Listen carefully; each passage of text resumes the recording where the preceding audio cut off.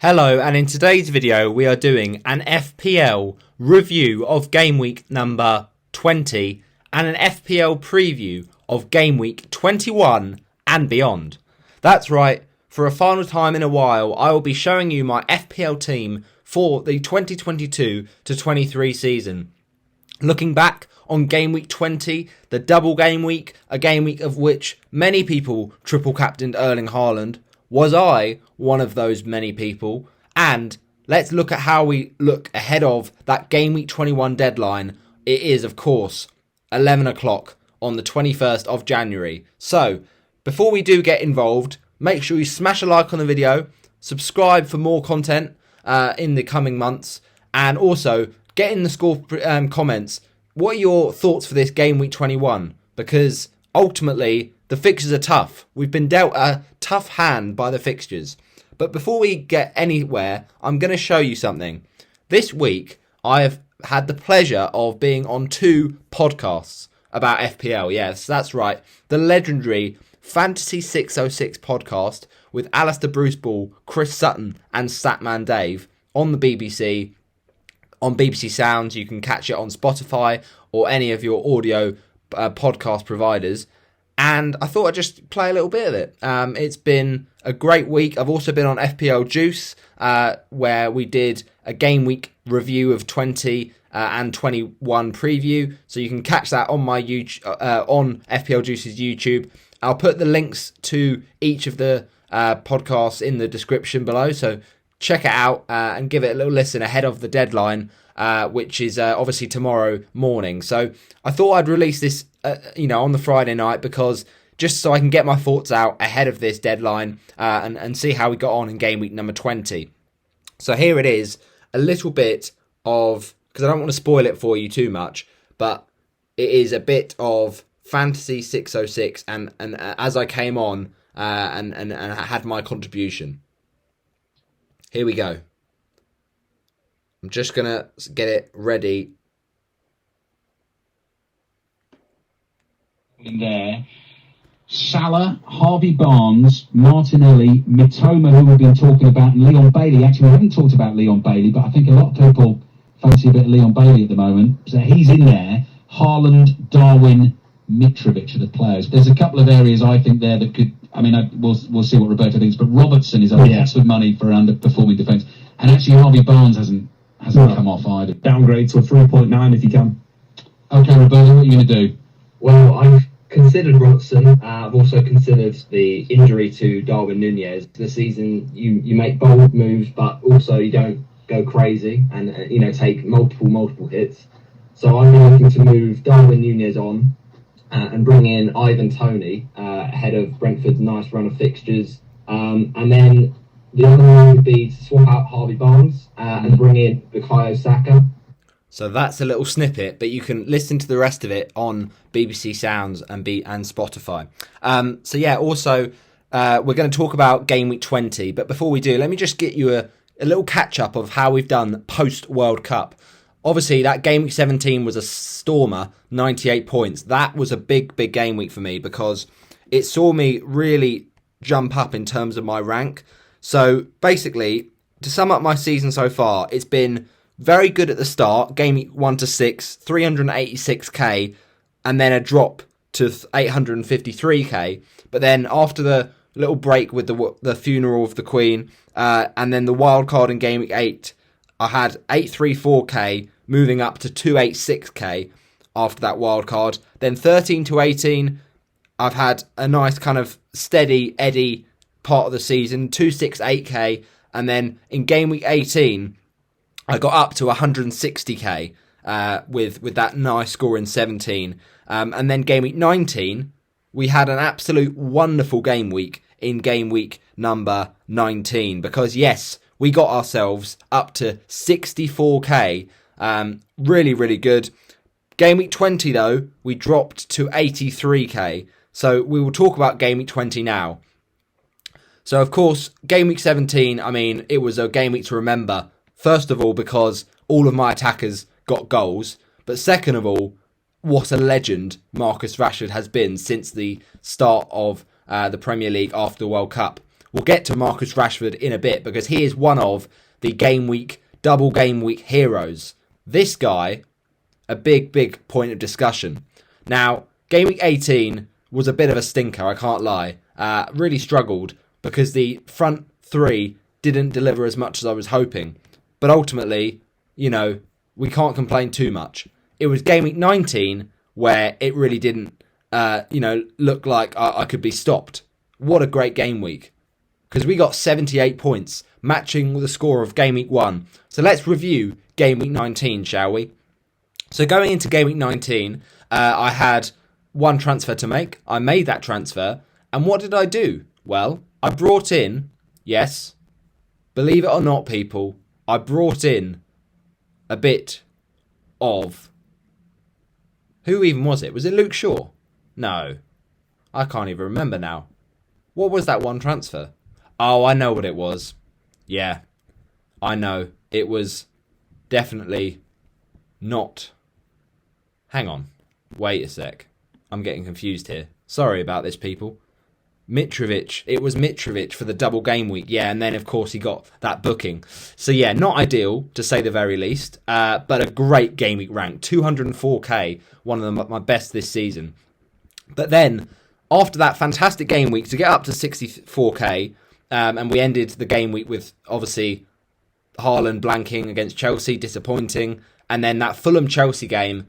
Andreas and Arrizabalaga, because Mitrovic didn't have the second fixture due to the suspension. Andreas comes in clutch with another assist. It's what he does. And then, of course, Arrizabalaga, an absolute stinker of a double game week, 3 points. Meanwhile, Ederson decides to collect 8 points. So, really, Ederson's punished me big time. I mean, I even had it in game week 18. Marginally, Ederson got less. But even in a double game week, the goalkeeper that I start doesn't get as many points. I mean, you just can't really do much about that. But Harry Kane, absolute legend against Crystal Palace. My guy. Game week score of 16. Player of the week for that game week. And then Luke Shaw and Rashford, the England contingency, doing well. And then finally, Gabriel coming in clutch with a clean sheet. But how did we get on in last game week, which was the game week we previewed ahead of the deadline? 66 points for game week number 20. An average of 59, so we at least finished above average by 7. Highest points 145. Well done to the manager. Hala Madrid is his team, and he is Hamidou Max from Algeria, and a Manchester City fan from Algeria. He'll be happy because guess who smashed it for his captaincy? Yes, Riyad Mahrez, the Algerian. He was one of the players of the double game week, as was Marcus Rashford and Solly March, James Ward-Prowse, and let's not forget, of course, Fernandes with that lovely haul of the 2 games and 2 goals. Back-to-back returns for the Portuguese. Is he back in FPL like he was in the 20 to 21 season? Well, interestingly enough, I didn't own him, but a lot of Manchester United fans did. So the problem we've got now is coming up Manchester United with a possible blank game week in game week 25. So I'm going to tell you how I'm going to negotiate that. But equally, they could have a possible double game week in 22 if they fail to draw in the Emirates FA Cup 4th round and Leeds also have to fail to do the same. So they would play each other in a double game week 22. So it's like, if you've already got 2 Manchester United, you kind of think, oh, but it's a double game week, I'd love a third one. But outside of Rashford and Shaw, is Fernandes going to be easy to get to in a hit? It's probably not worth it. And when you think about United possibly blanking in game week 25, if they get to the EFL Cup final, which we'd imagine they would, then it's another transfer to take out Fernandes, who obviously is a bit of money when you've got a lot of midfielders who are cheap this season. So ultimately, it's a very tricky one. But ultimately, I think Leeds, a bit more interesting. You could look at Wilfred Gnonto, who's been doing fantastically well, scored a fabulous goal in the FA Cup against Cardiff. You've also got Rodrigo, who's had a great season. Possibly could look at Islan Meslier, but I'm not sure you'd really want to do that. So yeah, ultimately, on paper, that's a decent game week 66, but it was a bit of an unfortunate red arrow, which dropped me from 64k to not what I'd like to see, 89k. So, we're hanging on, but it is our best ever rank at this stage of a season, 89k, really, really strong. So let's talk about how it went. Edison, we started him, of course, because he had the double game week, but he managed in a double game week to get 2 points. So it's as if he only played one fixture and got the clean sheet wipeout. But he got clean sheet wipeouts in both, and he conceded in both. But what I will say is, how Edison didn't get the assist for that goal for Manchester City from Riyad Mahrez is it beyond me. Okay? That is an intended assist. It's an intended target. The direction, that's got to be an assist. And, it's just ridiculous. So, fuming about that. Ultimately, Edison has been very frustrating to own. But going forward, I believe he's a better option than Kepa Arrizabalaga. So most weeks, more often than not, I'll probably start Edison. Especially with his double coming up in 23. That looks nice. But he is just the most solid, defensive, nailed City option. Obviously, all those defenders could get rotated. But the problem with Edison is he's not getting those save points. So it's a bit of a frustrating one. But I'm just going to roll with it. It is what it is, right? The first goal for City, against United. United score, and it shouldn't really be a goal from Rashford, when really he should be offside, and that Fernandes goal shouldn't stand. But look, it was a capitulation after that. We have Edison for the long term, and we have him for 23, so we're going to move on. Defence-wise, we brought in Bueno this week. We decided to start him, and we discussed it in our preview of that. Although we thought that Luke Shaw would have that double game week, and obviously Trippier is always a must start, we thought about starting Gabriel, but away to Spurs, we thought that might be a fixture that Kane scored in. Bueno, of course, got the clean sheet, got the 6 points, lovely stuff against West Ham. So 6.1% differential, really doing well for me there. And ultimately, I'm happy to just use him when I need to, when he's got a good fixture. And that was the right moment. So really good there. Trippier, 9-pointer. This guy is a machine. Another 3 bonuses. That's what he does. And ultimately, he's going to be a cheat code in FPL this season. Whether or not he's the triple captain later on, I don't know. But he's just so consistent. Luke Shaw. Now, this is a big disappointment. He's got me the points in a lot of weeks, Luke Shaw. But this week, you felt for him with a double game week. And then, of course, both goals conceded. And it's the Palace one that stings the most because he was close to that clean sheet. But ultimately, it was a great goal from Michael Elise. And ultimately, he's got still good options going forward. He's an attacking fullback. And United, possible double in 22. So we're going to keep him. But it's a shame. It's a shame to see that from Shorbato Carlos. Defensively, though, ultimately, pretty good. A bit of a mixed bag, but love that Bueno pick. Now, midfield-wise, a bit of a stinker, I can't lie, because a lot of people would have had high hopes for Rashford and possibly even big hopes with a triple captaincy for some. But look, 12 points, you cannot complain with that. 10 points in the City game, which was the harder fixture on paper, but then against Palace, he just wasn't really in the thick of the action. So ultimately, great return for Rashford, 12 points, 36 if you triple captained him, but I'm glad I didn't in the end because you want a bit more than that, really. Harry Kane obviously was another great captaincy option, but a lot of people talked about De Bruyne with the double. I think ultimately De Bruyne, it's a good transfer. That was my only one free transfer. Salah to De Bruyne for free, no hits taken, and Salah did get outscored by KDB. So love that. Love the assist from KDB against Manchester United. Perfect for Grealish. And ultimately, KDB isn't worth his value right now, but he's still returning here and there. So we don't mind it too bad. Martinelli, a bit of a frustrating one when Ødegaard scores to hit my rank hard and Saka gets an assist. Martinelli is still very much a good asset. It's just that in an ideal world where we had loads of free transfers, we could bring in someone to switch with Martinelli. But when we're set up so nicely for that double in 23, it's not worth taking out Martinelli now. The only thing is now that Arsenal have signed Leandro Trossard is, will Martinelli's minutes be managed? Well, I think ultimately it'll be a bit of a Smith Rowe situation. Trossard will get edged in gradually. And, Martinelli could even play a bit further forward and have Trossard out on that left-hand side. I don't think he's a shoo-in. He will get minutes, Trossard, but it won't be straight away. So we can probably keep for the double and then possibly move him on if it comes obvious that Trossard takes minutes off him. It's just, it's not the end of the world. Smith-Rowe is back from injury as well, but I think Martinelli's still a great option in his own right.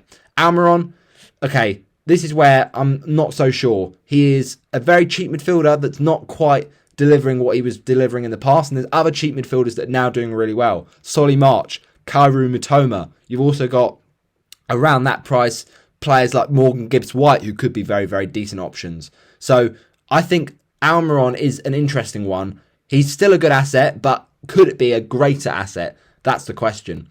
Front line, a Mitrovic penalty, missed. Bit of a gutting blow, I can't lie, but it's just what happens in FPL sometimes. He hits the ball, a double hit, and it was correctly given in FPL as a missed penalty. At least, he's on penalties. At least he's winning penalties, but maybe he won't be on them for much longer because his penalty record, 3 out of 6, is a bit concerning. However, he is a long-term hold. He is probably in the top 4 strikers of FPL this season, so switching him around just seems unnecessary. Even with tough fixtures, he is fixture-proof. Haaland, captain, very relieved I didn't triple captain. I considered it, but I thought the fixtures were just too difficult, and ultimately the form from Man City wasn't strong enough, in my opinion, for the captaincy to be tripled at this stage, but it could well be in the near future. Haaland obviously only got 1 goal, but at least he got a return as a captain against Tottenham, and as a triple captainer, an 8-point return is pretty disappointing, so it would be a bit of a stinker there. We chose well. Harry Kane, 7 points. Look, it's a bit of a shame. Everyone brought him in. I already had him, so at least I didn't take a hit for him. But he still got an assist for correctly in the Man City game. It's just that I think a lot of people expected more from him. He didn't, get booked again, so at least he survived to play the second fixture. So we talk about our bench. Do we have to? Kepa Arrizabalaga keeps punishing me for benching him. I mean, a 10-pointer with 1 fixture. Of course he gets more than the double game week at Edison. It's just unfortunate. Palace, they looked quite decent, I thought, against Chelsea, but not quite enough. And then obviously they scored against United. So bad timing. Kepa has been a bit up and down. And it's just a hard one to take. But we move. Andreas, 2 points. Look, we expected that. Gabriel, okay, maybe a bit of a shame that he outscores Shaw. But ultimately, I was always going to back Luke Shaw with the double game week, and Bueno did outscore him, so that was a good pick. It's just that Arsenal obviously did get a clean sheet where you fancied a Kane goal. And then Patterson, obviously injury doubt at the moment, possibly not till back game week 24.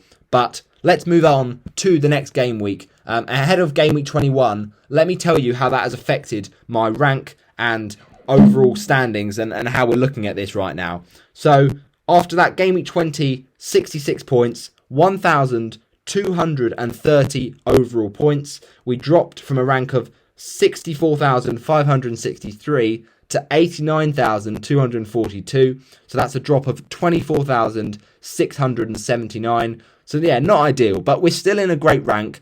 As you can see, we've got a new team name, My Little Tony. Now, will that mean he's in the team? You will find out.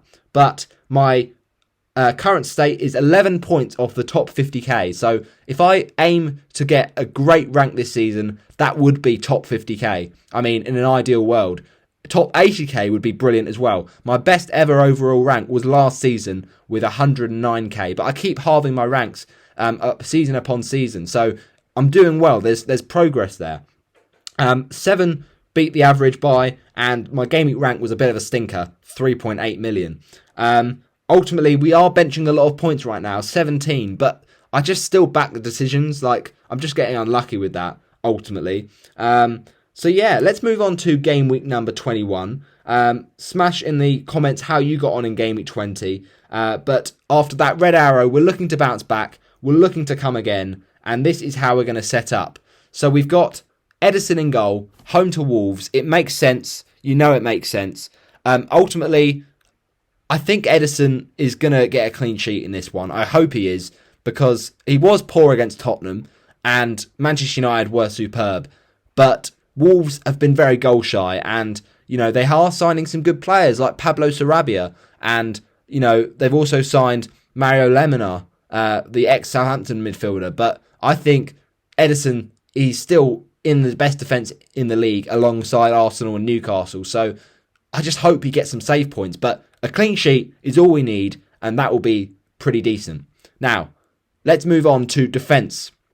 We've got Gabriel, Trippier and Shaw. Now, you'd look at this on paper and say, United and Arsenal playing each other, far from ideal. And it is far from ideal, I have to admit it. But look at these assets in their own right, rather than the fixtures they're playing. They ultimately are good enough to both get attacking returns. Gabriel got a great goal threat from corners. Unfortunately, I've not seen that post-World Cup since I've paid that extra money for him over Ben White. But hopefully, from a set piece, Gabriel can score. And look, ultimately, United, Arsenal, who keeps a clean sheet out of that? It could be both teams concede. But you'd back an Arsenal defender this season. They have been one of the best defences in the league, and they've got a home fixture. So, there could be a chance for an Arsenal clean sheet there. Trippier, look, Palace is a bit decent fixture enough. Ultimately, they looked all right against Man United, but they were a bit lucky to get a point, I think. I think United did control most of that game. Newcastle, obviously, in that match up against, a very, very decent side in the shape of... I'm trying to think who Newcastle even played now. Sorry. Apologies. Who did they even play? They played against... Bear with, people. Bear with. Because this weekend, they've got a fixture against Palace, but who did they play last week? Sorry about this, people. Results.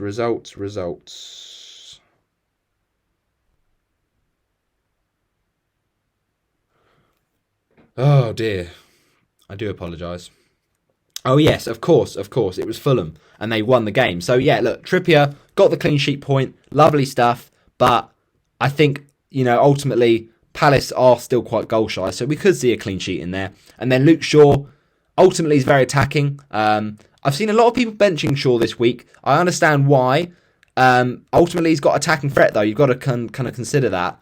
You could favour Arsenal, but I'm just going to play both of them because I've got a few injuries, but I don't think it's worth making a transfer this week. So I'm going to be rolling. Yes, a big reveal there, but I'm going to be rolling my transfer. I know it's boring, and I'm probably going to get a red arrow and just have to take the L. But to be honest, the bigger L will be taking a transfer this week because transfers are precious in double game week season. And ultimately, Shaw is still a good asset, even with the fixture not being ideal. Midfield-wise, this is how we're looking. Almiron, it's the same midfield as last week. Palace is still a great fixture, as I mentioned. Defensively, Palace have been a bit suspect, and Almiron has gone in a little bit of a slump, and I'm possibly looking at moving him to an Ødegaard or a Solly March or a Mitoma, but I think a bit of patience with Almiron, and then I can move him on. So maybe we'll have him for one last week before we sell for Ødegaard, because it's not the most ideal fixture for Ødegaard. Look, ultimately, he is a great player, right? And Casemiro being out for Man United is a blow for that Arsenal, attack to possibly score some more goals and that's a blow for Man United. But I still believe that in an optimal idea, you don't bring in Ødegaard this week and you bring him in next week. But he's going to come in soon. So ultimately, I think Palace, that could be the one for Almiron. Martinelli, a lot of people doubting him. Trossard's come in, but I still believe Martinelli's a fantastic option. And I think that he's going to be up for this game. Defensively, United are good, but I also think Martinelli's been probably the best value midfielder since he started the season at 6 million. De Bruyne, Wolves at home. He's not been a great value midfielder, I can't lie. It's just not exactly been on form, really, especially since the World Cup. But he did get benched, so he got a rest after the Spurs game. Hopefully he's rejuvenated. Hopefully he's angry in a good way, of course. And, he had a personal reason, hence he missed training. But whether that's why he was benched, we just have to kind of go with it. Wolves is a team he has done well in the past. That amazing 4-goal haul in the game at Molineux last season. So hopefully more of the same, please, Kevin. And Rashford, Arsenal away. I don't even think that will faze Marcus. He's been an unbelievable talent. His away form has been not as good as his home form, but I don't think that matters because, yes, he's a big player and he steps up for the big occasion. Now, front three, it is, of course, Mitrovic, Haaland, Kane.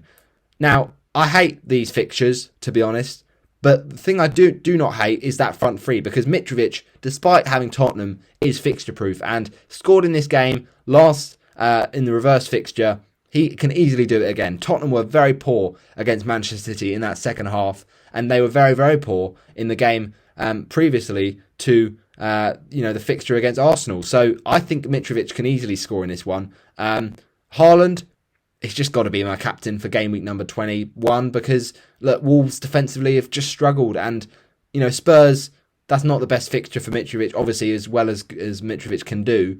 And I don't really fancy a captain in the Arsenal United game.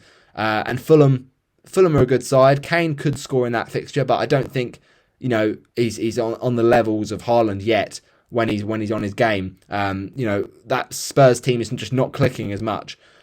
City aren't clicking either. But look, Wolves defensively are much more suspect than Fulham. So I'm going to go for Haaland and have the vice on Harry because I think Kane. Look, he got a goal recently against Palace, but it's just, I think he can score again in this London derby. He loves the London derby, and Haaland, that goal against Spurs will hopefully give him a bit of a boost ahead of Wolves at home for the captaincy. So the bench is as follows. Kepa Arrizabalaga, he's continuing to trolling me. He surely can't do it again this week, can he? But I've got to start Ederson with the fixture. I just can't be bothered to change goalkeepers. It's simple as that. I'm just going to leave it, let it rot. And hope that Kepa doesn't, punish me. But I don't think, Liverpool, they will go for it. And Chelsea have been equally as poor. But I just don't think, I think you've got to start with Ederson. Then Andreas, Andreas ultimately is a good option. But I think home Spurs, I'd probably like to bench him. Bueno, obviously, away City is easily benchable. And then Patterson's still out injured. But I had to look at moving out Patterson. There is an option where I did that. But then who am I going to be benching? One of Mitrovic, Shaw or Gabriel, who are all good options in their own right. So if I thought about doing Patterson out, well, I've got 1.3 in the bank. I could do Patterson to basically anyone. But then the problem with that is, Serge Aurier, no thank you. The problem with that is that I can then spend too much money and then not be able to afford Almiron to Ødegaard next week. Because past, 4.5 million, you don't want anyone under that. And then past 4.5 million, a lot of the defenders we want are players who could possibly blank in Game Week 25. We're talking about this because of the EFL Cup. Now, possible double in 22 here for United and Leeds. 23, we know it's a double for City and Arsenal. 25, this is the week where Newcastle, Brighton and Man United, Brentford could both be off because we imagine Newcastle face Man United in the EFL final. Now, that could be not the case. It could be Nottingham Forest and it could be Southampton. But I think the chances of that are unlikely. So if United are probably likely, then we're not going to want Brentford players, hence Brentford defenders.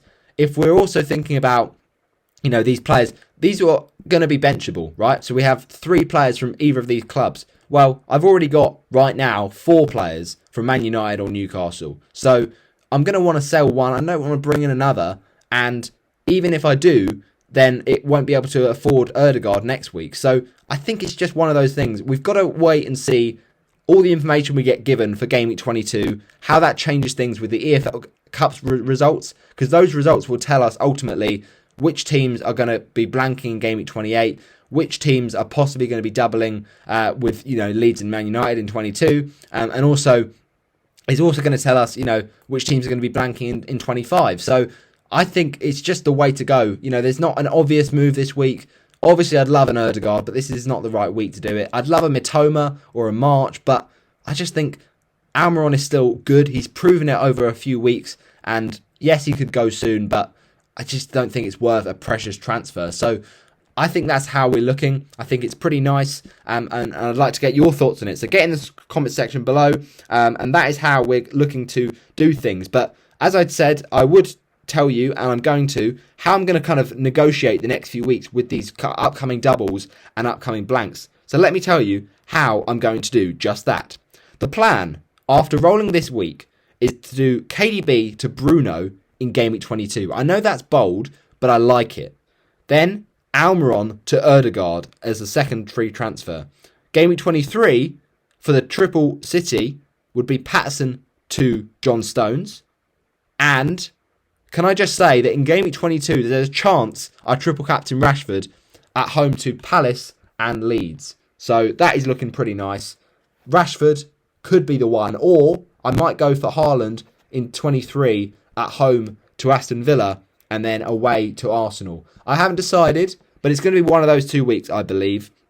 I don't think I'm going to wait till Game Week 34, because Game Week 34, we're going to do something a bit different. So in Game Week number 24, after that triple captaincy possibly, but moving Patterson to Stones, in 24 we're thinking of going from Bruno Fernandes, after we brought him in next week, to Rodrigo from Leeds, because Game Week 24, Rodrigo's got some nice fixtures. 25, we're going to move on Andreas for Bowen. Yes, Jared Bowen, a bit of a bold one, I know, but ultimately he's going to have the fixtures to come back into form. And then 26, it's Rashford to Kulusevski. 27, it's Stones back to Botman. And then 28, that's the week to free hit with all those blanks coming up. And 29, the wild card looks nice. Nice. So then 34, that's the week to bench boost, because a lot of teams are going to double that week. 37, I could equally bench boost, but I think it's too late in the season for me to have that bench boost. And then around 35, I can take out some of my bench players and stop getting points bench regret. So thanks for watching my Game Week 21 preview and my Game Week 20 review. As I say, I won't be making a transfer, but I just hope this team can do better than last week. I think I was unlucky in most of the parts of it. So not bringing in Ivan Toney because of that possible blank in Game Week 25, but I think this team is well set up. I think this team doesn't need much change, and I think we're going to get 100 points this week. I'm calling it. Despite no double game week, I think it's a time for a hat-trick Haaland and a time for a hat-trick Harry. Yes, 2 strikers with trebles in the same game week. That would be lovely. But let's see how we go. Thanks for watching my FPL preview. Do smash a like on it. Before we do leave you, I'm just going to read out the current standings of FPL Yellow Army's Loyal Legion Mini League, because this week, of course, I did have a cup fixture, and I did lose it in the Sky Sports League. You hate to see it, by 1 point. So, pending moderation, I love. Yeah, you hate to see it, really. Why'd you have to go and do that to me? But regarding the mini leagues, this is how we're looking. A bit of a red arrow, which wasn't ideal. But regarding our standings for the mini league, FPL Yellow Army's Loyal Legion, top of the top table is James with 1285 overall points. And there I am, sat in 6th, not too shabby. And then finally, there we've got Dumfries with cheese, Henrik Solheim. So thanks for watching for Game Week number 21. I'll see you next time, which will be a while, I can't lie. But now my changes are all locked in. It's looking pretty nice. See you next time. Bye-bye.